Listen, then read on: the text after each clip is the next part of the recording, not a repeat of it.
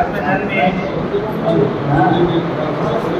समस्त महापुरुषों को नमन करते हुए मंच पर विराजमान समाज के सभी महान व गणमान्य बुजुर्ग सीनियर साथियों को सभी को कोटि कोटि नमन करते हुए सामने की दीर्घा में दूर से आए सभी मेरे बुजुर्ग और युवा साथी और जोर से थोड़ा और मेरी दोनों बहनें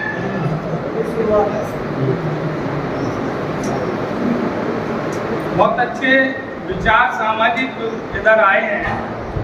सबसे पहले आदरणीय केपी चौधरी साहब ने जो अपना इतिहास बताया है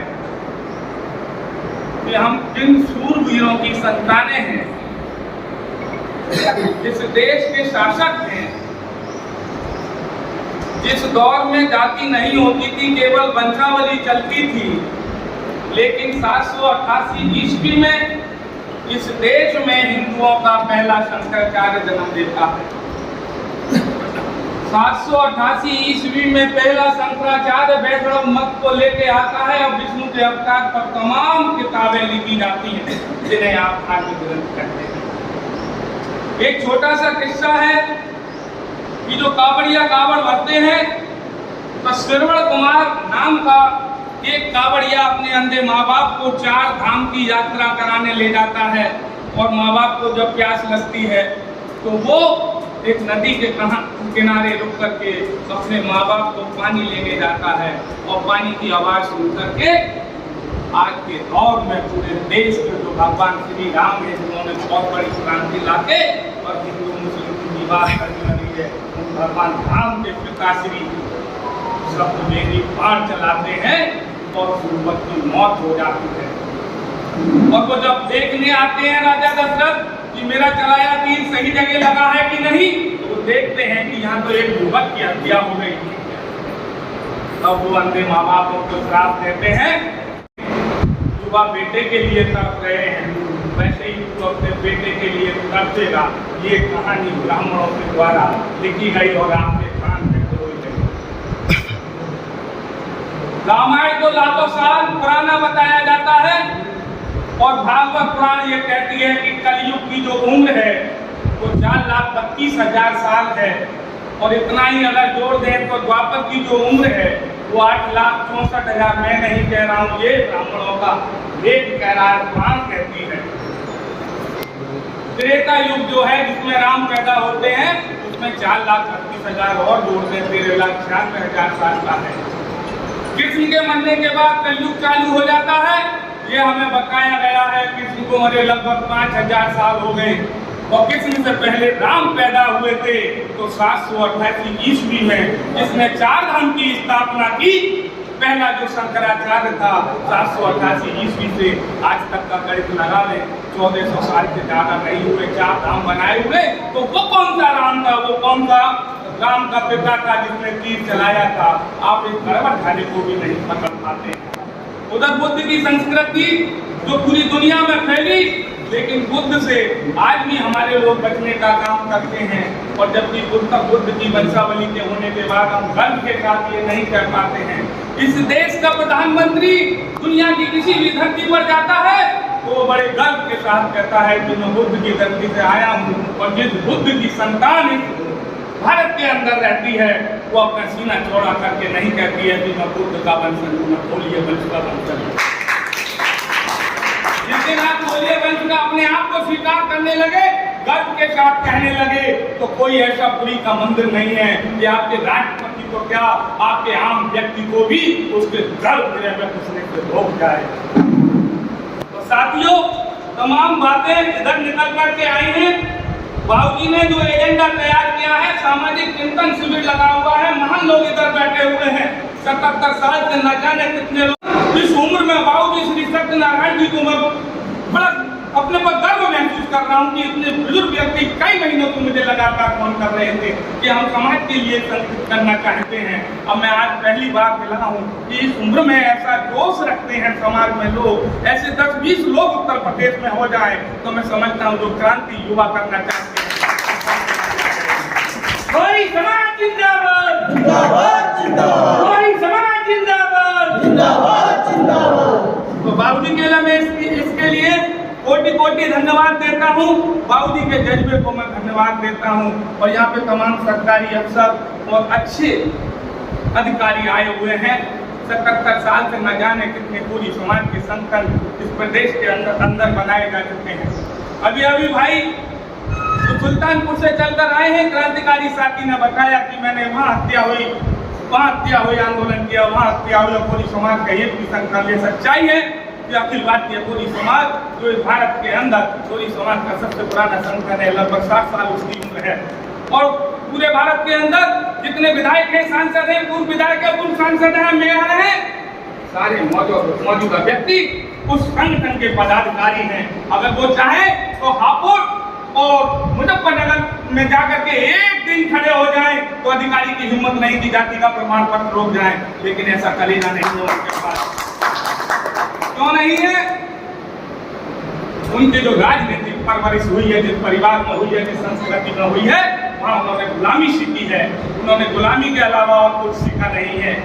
यहाँ अगर जय भीम करते हैं तो पश्चिम में हमारे कुछ जिले के लोगों तक ये बात नहीं पहुंची है कि भीम, यहाँ बाबूजी ने बड़ी अच्छी बात बताई केपी चौधरी साहब कि बाबा साहब भी अपने ही वंश से, अपनी जाति से थे, क्योंकि उन्होंने कहा कि शाक्य वंश जो बनी वो बैकवर्ड जातियां हैं और कोल्य वंश से बनी वो सब ऐसी जातियां हैं। लेकिन मैं आप लोगों से एक सवाल कर देना चाहता हूं कि अभी हम भुइया कोरी, दुलाहा कोरी, तंतुबा कोरी और पूरब में आ जाते हैं तो चमक कोरी। अरे हम आपस में कोरी रोटी बेटी का संबंध नहीं कर सकते हैं, आप राजनीतिक सत्ता हासिल कैसे कर पाएंगे? नमस्कार है जो आपका एजेंडा है पूरा अगर आपको पास करना है तो लड़ाई आपको दूसरे तरीके से लड़नी होगी। 77 साल से आप कोरी कोरी चिल्ला रहे हैं, कोरी कोरी चीख रहे हैं। अगर कोरी कोरी करके कोरी समाज के संगठन बना करके क्रांति आनी होती तो न जाने कितनी पहले आ गई होती। आज जो जरूरत है, आज आपको किसी संगठन बनाने की जरूरत है तो संगठन एक ऐसा होना चाहिए कि लीडरशिप पूरी समाज के हाथ में होनी चाहिए।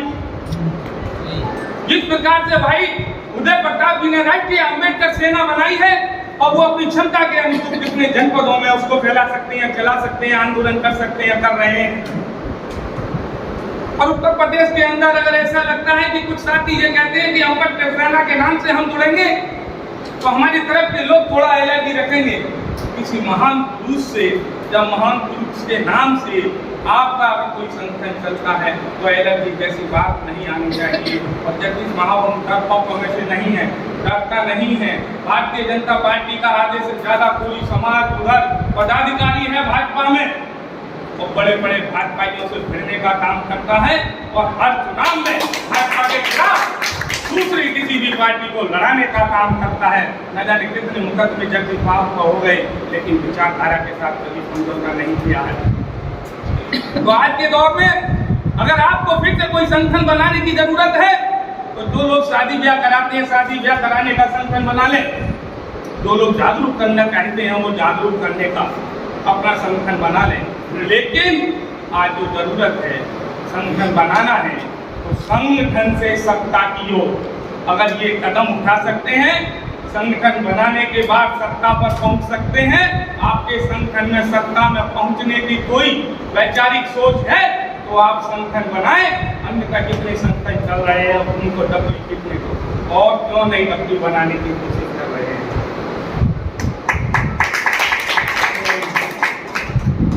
बनाने के बाद आप सत्ता पे कैसे जा सकते हैं? अरे कितना पीछे है, हमारे लोग समझ ही नहीं पा रहे इस बात को। एक फिल्म में एक बड़ी बड़ी दाढ़ी रखता है, उसका नाम शायद कबीर बेदी है। वो फिल्म में अपना एक डायलॉग बोलता है कि मैं वहां से सोचता हूँ जहां से लोग सोचना बंद कर देते हैं।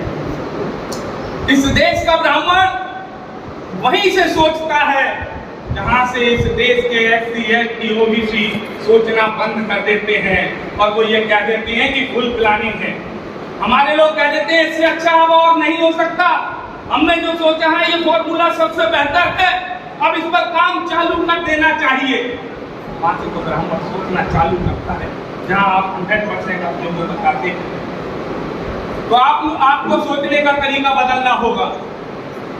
50 से ऊपर के जितने लोग हैं उन लोगों को अपनी एक ऐसी निर्णायक समिति निगरानी और निर्णायक समिति बना लेनी चाहिए और युवाओं का एक ऐसा संगठन, चाहे वो राष्ट्रीय अम्बेडकर सेना हो और लोगों को ना पसंद हो तो अगली एक मीटिंग फिर कर लें, दूसरा एक क्रांतिकारी नाम देकर के संगठन बना लिया जाए। राष्ट्रीय स्तर का संगठन हो, राष्ट्रीय पदाधिकारी हो, प्रदेश का संगठन हो, प्रदेश के पदाधिकारी हो और प्रदेश को 4 टुकड़ों में बांट दिया जाए। मध्य प्रदेश, पश्चिमी प्रदेश, बुंदेलखंड, पूर्वांचल, 4 प्रदेशों के 4 अध्यक्ष बना दिए जाए। 31 लोगों की कमेटी उनकी बना दी जाए। सबको शुरुआत में कोरियों से भर दिया जाए। ये एक सामाजिक संगठन है और उसके बाद जो पदाधिकारी बनाए जाए वो चुनिंदा सक्रिय लोग होने चाहिए, क्रांतिकारी लोग होने चाहिए। फॉर्मेलिटी नहीं करनी है। अगर आपको भविष्य में कुछ करना है, आने वाली पीढ़ियों के लिए कोई प्लेटफॉर्म देके जाना है और आप ये चाहते हैं कि आप आज जो करने जा रहे हैं, जो पेड़ लगाने जा रहे हैं, भविष्य में आपके बच्चे उस पेड़ की छांव में बैठे उसमें फल खाएं, तो आप लोगों को अपनी ईमानदारी के साथ ये पदाधिकारी होंगे, सभी युवा होंगे, 50 से नीचे के होंगे। प्रदेश के पदाधिकारी, मंडल के पदाधिकारी और 4 प्रदेश, तो मायावती जी ने 4 टुकड़ों में बांटा था।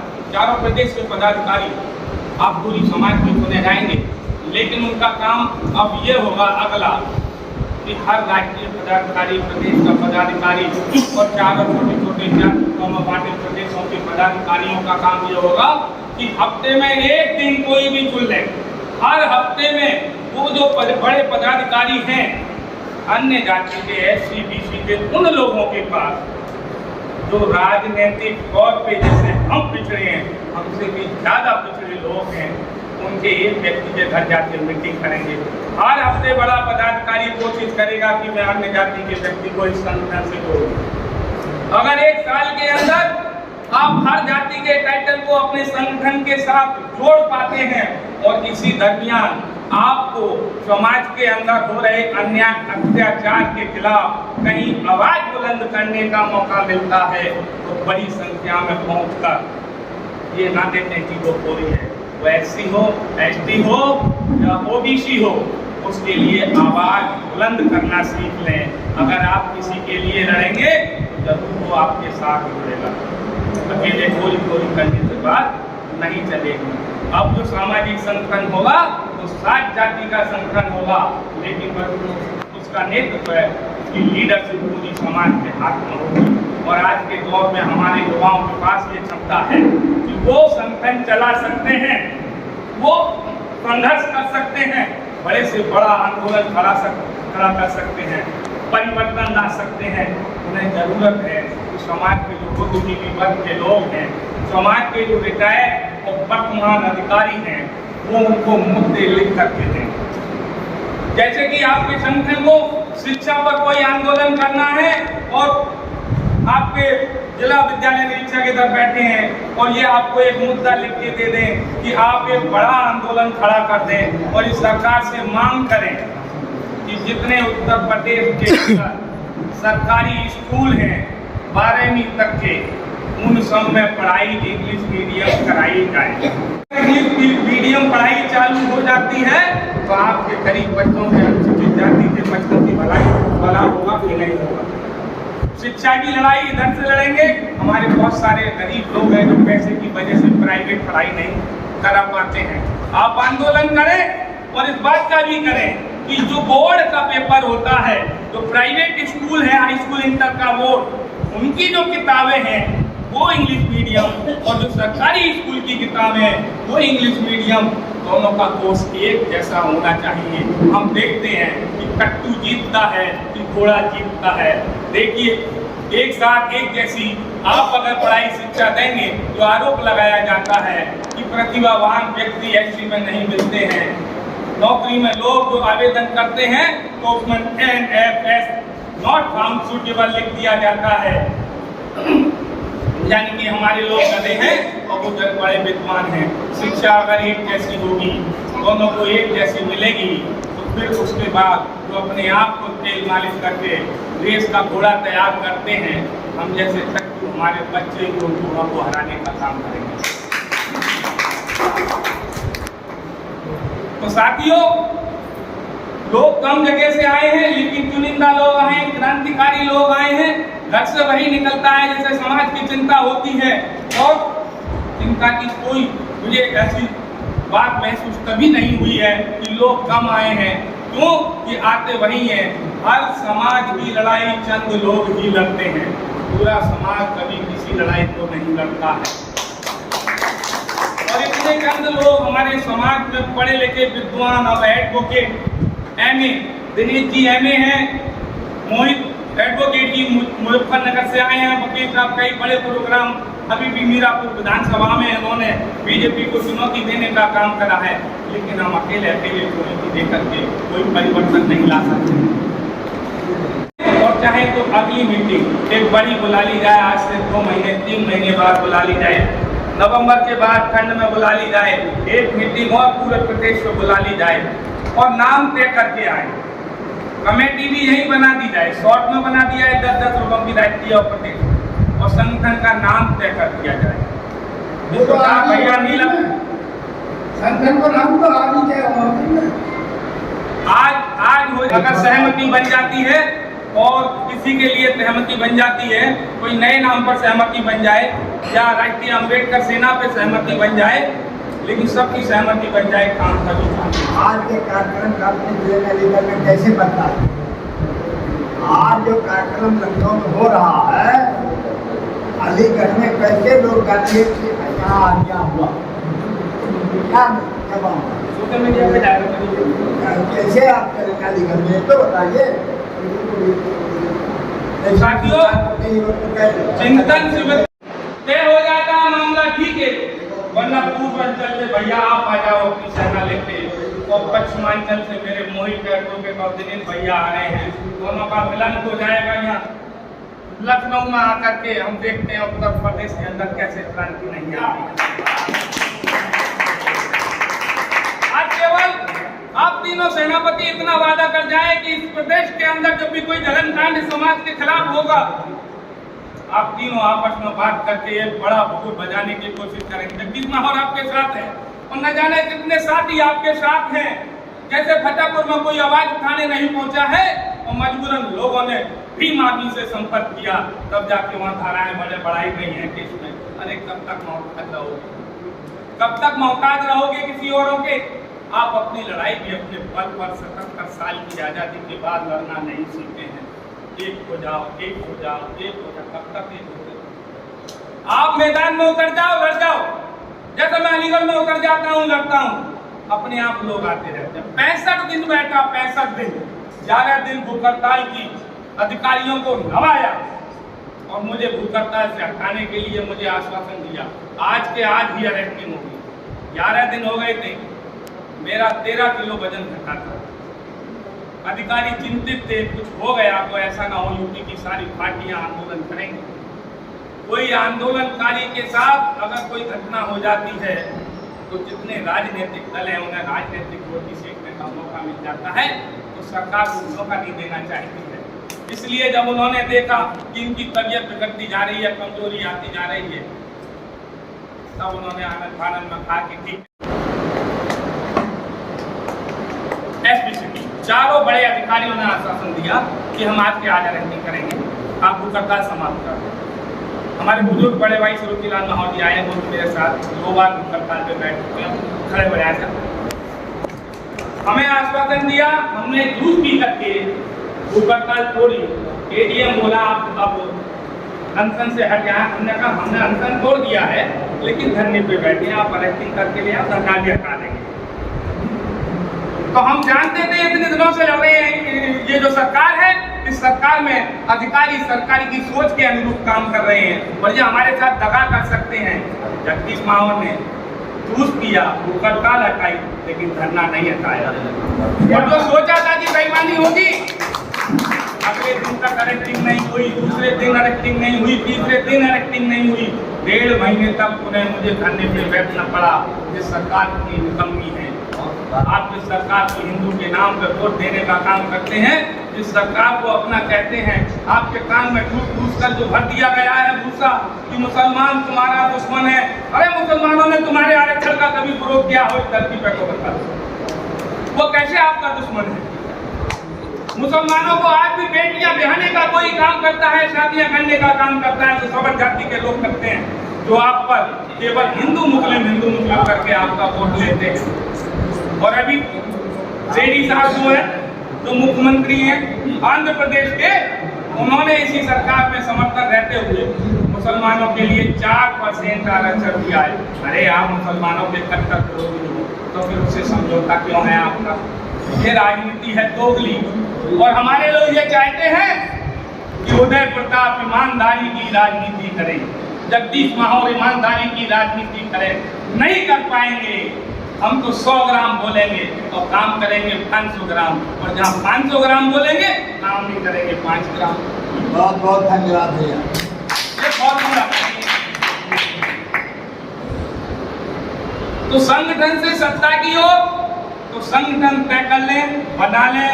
नहीं होता है तो जो भाई जहाँ जिस क्षेत्र में लड़ रहे हैं अपने तरीके से लड़ें। और यहाँ जो बुजुर्ग साथी, सीनियर साथी हमारे आए हैं, हम उनसे ये उम्मीद और विश्वास लेकर के रहे हैं, उन्हें आप बौद्धिक रूप से सहयोग करते रहें, उनका मनोबल फोन पर बात करके बढ़ाते रहें। आपके फोन करने से भी हम जैसे युवाओं को लड़ने की ताकत मिलती है, क्योंकि हम लोग लड़ तो सकते हैं युवा लोग, लेकिन टैलेंट और ट्रेजरी हम कहाँ से लाएंगे? टाइम तो हम अपने बच्चों को, परिवार को छोड़ के निकाल रहे हैं, जैसे तमाम युवा अपने अपने जगहों से आए हैं, तो टाइम तो है और संघर्ष करने का जज्बा भी है, लड़ने का जज्बा भी है, लेकिन हमें बुद्धि की मदद करता है, टैलेंट की मदद करता है। तो वो टैलेंट और ट्रेजरी, जैसे कि सुल्तानपुर से चल करके हापुड़ के आंदोलन में भाई उदय प्रताप कोरी पहुंचे थे और 15,000 रुपए का इन्होंने उधर तेल फूका। तो हमारे एक ऐसा सामाजिक संगठन होना चाहिए कि ऐसे संगठनों पे निगरानी रखें और अपना निर्णय भी दें कि भाई आप ऐसे नहीं ऐसे कर लो, लेकिन वो उनके लिए ट्रेजरी और टैलेंट इन दोनों लोगों की व्यवस्था कराने लगे तो ये युवा बहुत तेजी से काम करेंगे। 2027 में जरूर कोई परिवर्तन आ जाएगा। और अगर आपने 3 से 6 महीने में एक संगठन तैयार कर लिया, उस पर काम करना चालू कर लिया और हर हफ्ते एक अन्य जाति के व्यक्ति को जोड़ने का काम किया, तो 2026 और 2024 के 6 महीने और रख लो, 2027 के चुनाव से पहले तक आप इतने तैयार हो सकते हैं, इतनी तैयारी आपकी हो सकती है कि आप 30 से 40 विधानसभा पूरे उत्तर प्रदेश में चयनित कर लें। कोई जातीय जनगणना करने की जरूरत नहीं है। कहाँ तक करेंगे? तमाम अपने लोग जमात लिखते हैं, दरजुलाहा लिखते हैं, भैया लिखते हैं, लेकिन सीना ठोक के कहते हैं हम कोरी, आगे कहते हैं कोई पीछे कहते हैं, कोरी तो है। अरे सत्ता में तो आ जाओ एक बार, सब सीना तान के निकल के आ जाएंगे। तो सबका इलाज सत्ता में है। तो मैं ये चाहता हूँ कि 30 से 40 ऐसी सीटें चयनित कर ली जाएं, जिन सीटों पर हम 50 से 60, 70, 40 हजार तक वोट है, हम कॉम्बिनेशन बना करके 3 से 4 सीटों पे जीतने के लिए अपनी ताकत तैयार कर लें 2027 के लिए, और 25 से 30 सीट ऐसी तैयार कर लें, वहां संगठन इतना फैला दें कि वहां केवल हराने के लिए आप सीट तैयार कर लें, कि कहीं आप सपा को हरा दो, कहीं बसपा को हरा दो और कहीं भाजपा को हरा दो। अगर 30 सीटों पे हराने का काम कर लिया और 3 सीटों पे भी ना जीतो, सेकंड नंबर पे आने का काम कर लिया, आने वाला जो 27 के बाद चुनाव होगा, 30 विधायक जीतने के लिए लड़ेंगे आप, 30 विधायक जीतने के लिए। तो प्लानिंग के तहत काम करना होगा, संगठन बनाना होगा, संगठन के अंदर पूरी राजनीतिक सोच होगी और राजनीतिक सोच के तहत उस संगठन को आगे बढ़ाया जाएगा। संगठन जो बनेगा उसका एकमात्र केवल लक्ष्य यही होगा कि आने वाले समय में हमें अपनी खुद की पार्टी से सत्ता को हथियाना है। तो लड़ाई अब सत्ता की आप लड़ेंगे, और यही लड़ाई आपने लड़ना उस पवित्र शुंग के बाद छोड़ दिया है। सम्राट अशोक ने हथियार छोड़ा तो उसके वंशावली के लोगों ने हथियार छोड़ दिया, और छोड़ने के बाद आज हमारे ये हालात तो आज जीतने के लिए हथियार की जरूरत नहीं है, क्योंकि बाबा साहब क्या कहते हैं, अब तो केवल बैलेट बॉक्स की जरूरत है और रानी के पेट से राजा नहीं पैदा होगा। तो जनगणना की जरूरत आपको नहीं है। और वो लोग ये कहते हैं कि पहले एकजुट कर लो कोरी एकजुट करके एक डब्बे में हम अगर 10,000 20,000 वोट डलवा लें, आप 20,000 वोट किसी भी विधानसभा पे डलवा नहीं सकते हैं। जो दावा है कि वहाँ पर डलवा पाए हो तो बता दें। 77 साल के दरमियान किसी भी एक सीट पे कोई जाति का प्रत्याशी निकल ही खड़ा हुआ हो, 20,000 वोट लाया हो किसी भी सीट, चाहे आप 50,000 हो, चाहे वहाँ 60,000 हो, लेकिन आप ला सकते हैं। पहले मैं अपने सभी महापुरुषों को नमन करता हूँ और मंच पर जितने भी महान वक्ता, महान अनुभवी, उनको चरण स्पर्श करता हूँ। बहुत कम शब्दों में मैं बताऊंगा, क्योंकि हमारे पश्चिमी उत्तर प्रदेश में एक मुद्दा है जाति प्रमाण पत्र का, और जाति प्रमाण पत्र का वो मुद्दा है जिससे हम अनेक आंदोलन कर सकते हैं।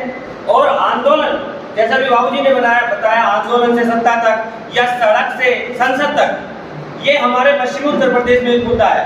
हमने भी 7 महीने पहले हापुड़ में ये निश्चय किया कि हापुड़ में कितनी जनसंख्या है कोरी समाज की। कोई गली कोई मोहल्ला हमने नहीं छोड़ा। हापुड़ जनपद में हमारी संख्या निकल के आई 32,366 और टोटल संख्या 78,000 है। वो हमने काम किया, और जब काम किया तो हमने एक बार आंदोलन किया। आंदोलन में संख्या जुटाने का मेन मकसद था कि सबसे पहले हर घर पहुंचा जाए, ताकि हमारे घर से लोग एक भी घर ना रह जाए, हमारे घर से लोग सब निकल कर आए। और हमारे पहले धरने में हुआ भी।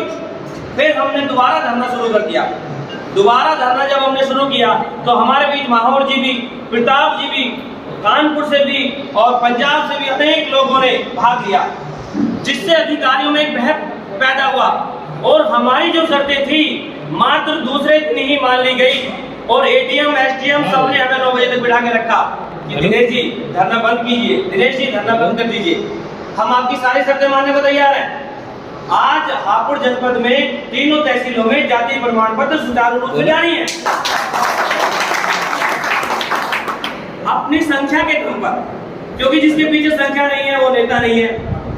संख्या हर व्यक्ति चाहता है, नेता भी, आम नेता भी, सब लोग संख्या चाहते हैं। और जहां संख्या है वहां हमारा वजूद भी दिखता है और हमारी शर्तें भी मानी जाती है। तो मैं अपनी बात को बहुत सूक्ष्म शब्दों में अभी कहूंगा।